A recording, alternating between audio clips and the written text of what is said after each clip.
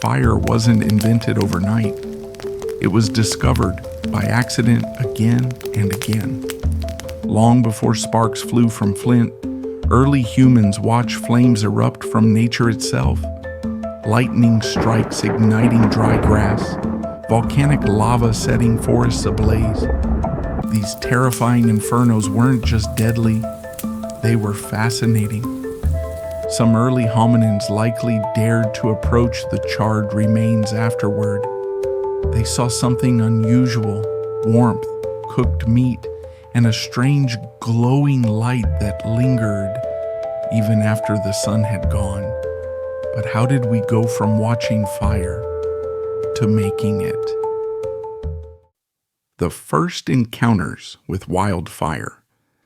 The earliest known association between humans and fire dates back nearly 1.5 million years. At sites like Kubi Fora in Kenya and Wonderwork Cave in South Africa, archaeologists have found charred bones and ash deep within shelters, far from where lightning could reach. That suggests early Homo erectus didn't just see fire. They learned to control it, but there's a catch. They likely couldn't start it yet. They may have scavenged natural fires, carrying smoldering branches back to camp, feeding the flame with dry grasses, guarding it like treasure. Evidence shows that early humans could keep fire alive for days, maybe weeks, but once it went out, they had to wait for nature to spark it again. Why fire changed everything. Once under control, fire became more than heat. It transformed the way we lived. Cooked food made digestion easier and freed up energy. That energy may have fueled the growth of our brains. Meat, tubers, and even some toxic plants became edible after heating.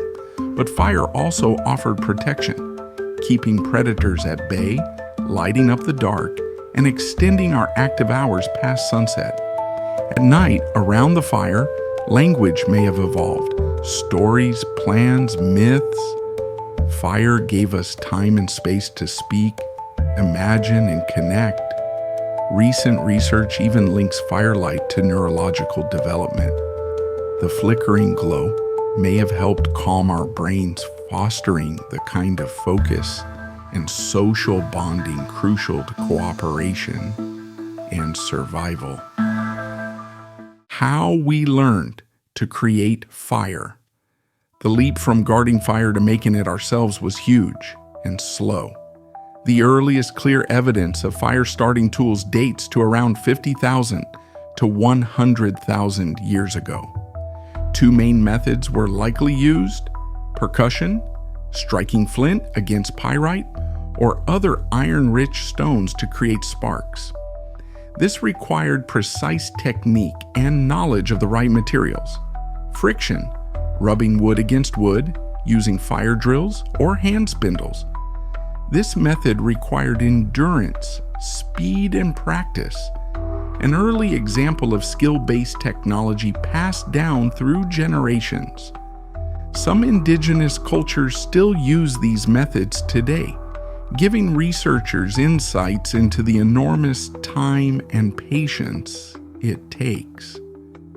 What's fascinating is how consistent the principles are across the globe, suggesting that once discovered, fire-making knowledge spread rapidly through early human networks. The evolutionary impact of fire? Fire didn't just warm our bodies, it rewired our evolution.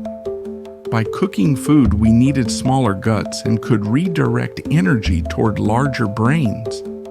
Fire also reduced parasite loads in meat, minimized foodborne illness, and made more calories accessible from starchy plants.